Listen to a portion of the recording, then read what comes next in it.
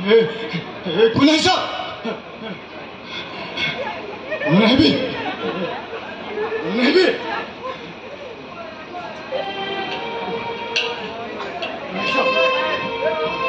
কোন আহিছ মই এটা পাগল মই এটা পাগল কোন নাহিবি কোন নাহিবি মই এটা পাগল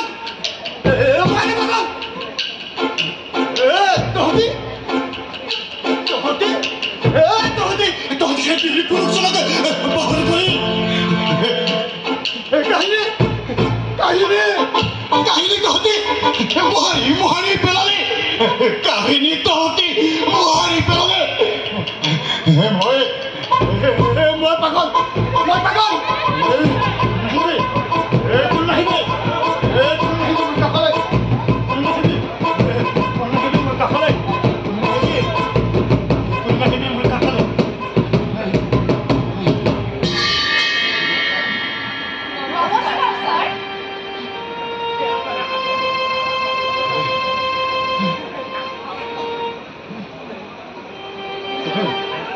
Udah, gila lihat, gila lihat, tak bisa risau, tak bisa risau. Jangan hantar, dia selarai সম্বন্ধে সীমাহীন জ্ঞান থকাৰ দেশাবিদ ডক্টৰ শশীকান্ত গোস্বামী।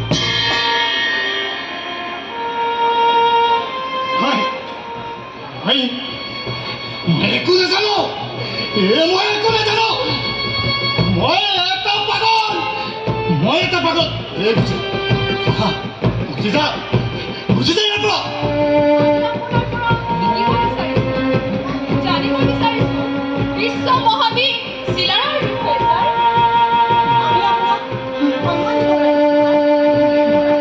সন্মান সন্মান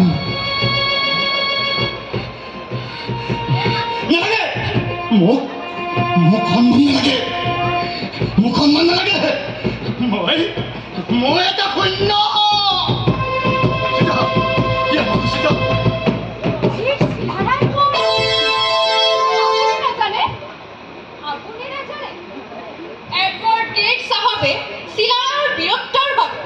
সাহসিকতাৰ বাবে কাইট কিং বুলি অভিহিত কৰে খবৰ কালৰ মাৰ্গত চিলাৰাই কেনেকৈ চিলাৰৈ নামেৰে বিখ্যাত হৈছিল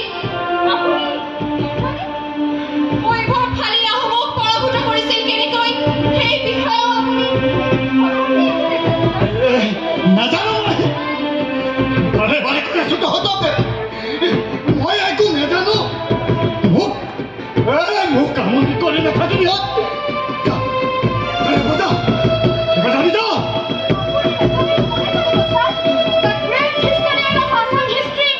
ডক্টৰ শশীকান্ত গোস্বামী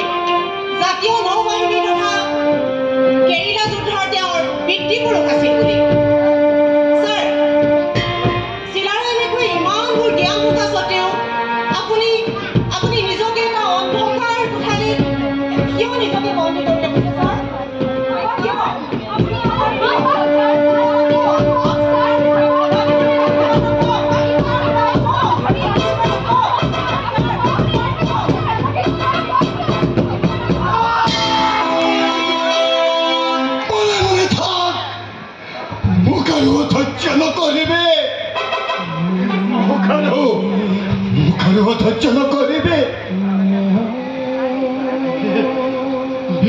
চিলাৰাই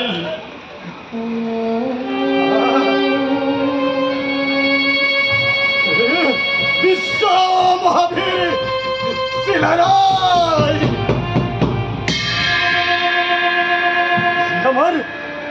সে আমাৰ কোষ সাম্ৰাজ্যৰ খ্যাতি ক্ষুদিৰা কৰেছে।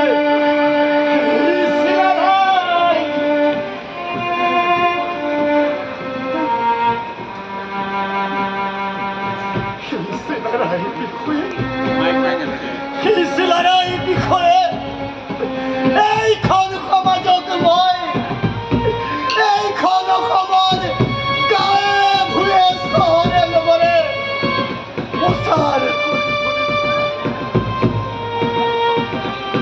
এইগৰাকী বীৰৰ বীৰত্ব মই প্ৰচাৰ কৰিছিলো। এইগৰাকী বীৰৰ সাহিত্য কীৰ্তি মই প্ৰচাৰ কৰিছিলো।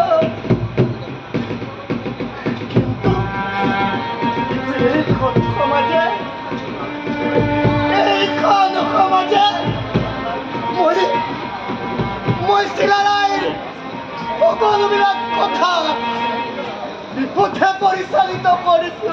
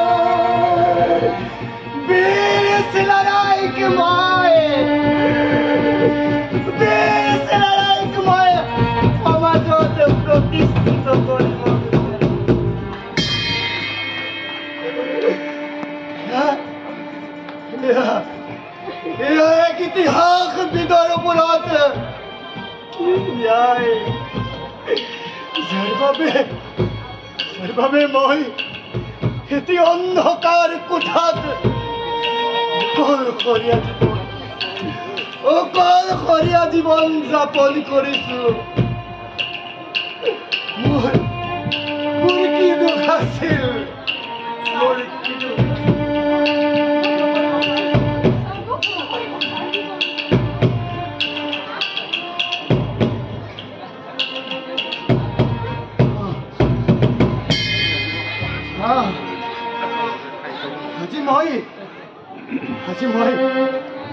আজি মই তহঁতক সকলো কম। অন্তৰত ততদিনে সঞ্চিত কৰি ৰখা সকলোবোৰ কথা মই তহঁতক ব্যক্ত কৰিম।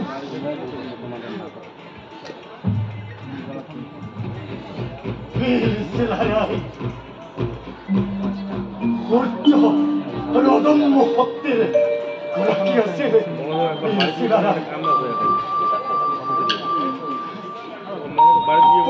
সাম্ৰাজ্যৰ প্ৰখ্যাত ৰজা নৰনাৰায়ণৰ ভাতৃ আছিল মোৰ বীৰ চিলাৰাই।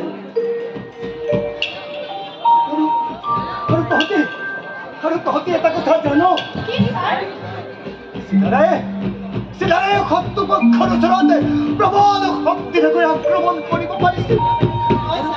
আৰু তাৰ বাবে তেওঁ কি নাম পাইছিল? চিলাৰাই। মাজত দে কি 1962 খ্ৰীষ্টাব্দৰ কথা। তুই যাবি সেই সময়ত সমগ্ৰ অসমতে আহোমে শাসন কৰিছিল। প্ৰবল প্ৰতাপী আছিল আহোমসকল। আৰু সেই আহোমসকলক 1563 খ্ৰীষ্টাব্দত আমাৰ বীৰ চিলাৰায়ে প্ৰবল প্ৰতাপেৰে যুদ্ধ কৰি সেই সময়ৰ আহোম ৰজা শুক্লেম্বুকে পৰাভূত কৰে গড়গাঁও দখল কৰিছিল। আমাৰ বাবে অসমবাসীৰ বাবে কম গৌৰৱৰ কথা নহয়। আৰু তহঁতি জানোনে চিলাৰায়ে কেনেদৰে ৰাজ্য বিস্তাৰ কৰিছে? কাছাৰ ৰাজ্য জয়লাভ কৰি তেওঁ প্ৰথমতে জয়ন্তীয়া, মণিপুৰ, চিহাট, খাইৰাম, ত্ৰিপুৰা, চট্টগ্ৰাম, ডিমৰুৱা আদি ৰাজ্য জয় কৰি তেওঁ কোচ সাম্ৰাজ্য বিস্তাৰ কৰিছিল। কিন্তু মোৰ বীৰ চিলাৰায়ে নিৰ্বলীৰ ওপৰত অলপো অত্যাচাৰ কৰা নাছিল। হয় ছাৰ, আপোনাৰ সেই গৱেষণা পত্ৰত উল্লেখ আছে কিদৰে তেওঁ ভাতৃ নৰনাৰায়ণৰ আদেশ মতে কামাখ্যা মন্দিৰ পুনৰ নিৰ্মাণ কৰিছিল আৰু সেই হাজোৰ হয়গ্ৰীৱ মাধৱ মন্দিৰৰ সংস্কাৰ সাধন কৰিছিল। মোৰ বীৰ চিলাৰায়ে সাহিত্য কীৰ্তিও কিন্তু কম নাছিল। হয় ছাৰ, অসমীয়া ভাষাৰ অসমীয়া জাতিৰ প্ৰাণ প্ৰতিষ্ঠাতা জগতগুৰু শ্ৰীমন্ত শংকৰ গুৰুজনাকে তেওঁ ভাতৃ নৰনাৰায়ণৰ পৃষ্ঠপোষকতাতে সাহিত্য সৃষ্টিৰ এক সুন্দৰ পৰিৱেশ দিছিল। হয় ছাৰ। বাৰু তহঁতে এটা কথা জানোনে? কি ছাৰ? পৃথিৱীৰ বিখ্যাত ইতিহাসবিদ গৱেষক ছাৰ আৰ্নল্ড টৰেনবীৰে কি কৈছিল? ছাৰ আৰ্নল্ড টৰেনবীৰে কৈছিল বীৰ চিলাৰায়ে পৃথিৱীৰ 3গৰাকী মহান সেনাপতিৰ এজন সেনাপতি আছিল।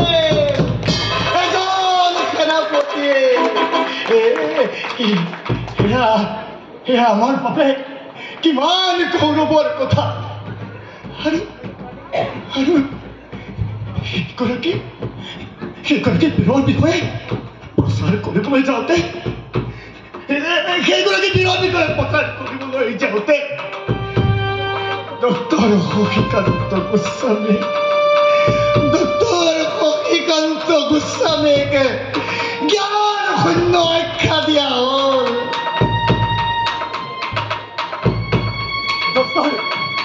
ডক্টৰ শশীকান্ত গোস্বামীক পাগল আখ্যা দিয়া হ'ল। এইখন সমাজে বাধ্য কৰালে ডক্টৰ শশীকান্ত গোস্বামীক দুখিলামান নৌকা কাগজৰ পৃষ্ঠৰ মাজত এটি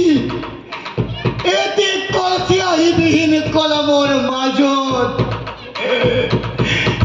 এটা অন্ধকাৰ কোঠা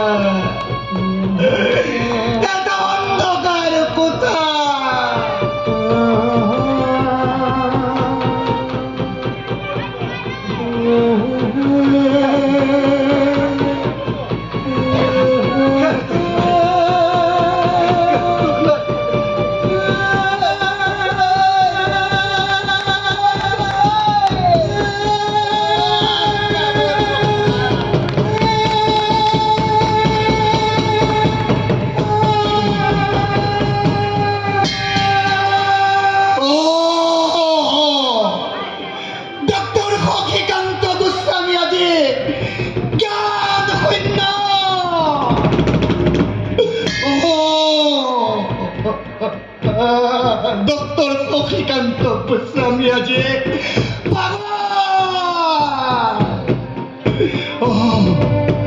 ডক্টৰ শশীকান্ত গোস্বামী আজি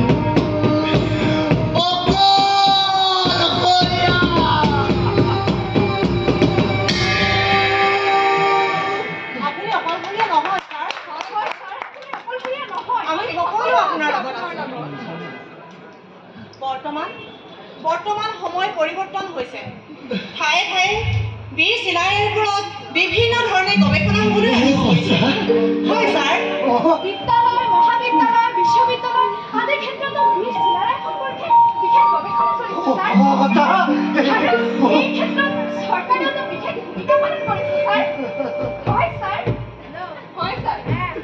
2005 চনৰ চিলাৰায়ৰ স্মৰণত অসম চৰকাৰে তেওঁৰ জন্মদিনটো বীৰ চিলাৰায় দিৱস হিচাপে পালন কৰিব বুলি আনুষ্ঠানিকভাৱে ঘোষণা কৰিছে চিলাৰায় স্মৰণত প্ৰতি বছৰে বীৰ চিলাৰায় বঁটা প্ৰদান কৰা হয় আৰু আমি অতি আনন্দেৰে আপোনাক জনাওঁ ছাৰ এই বছৰৰ বীৰ চিলাৰায় বঁটা প্ৰদানৰ বাবে অসম চৰকাৰে আপোনাকেই মনোনীত কৰিছে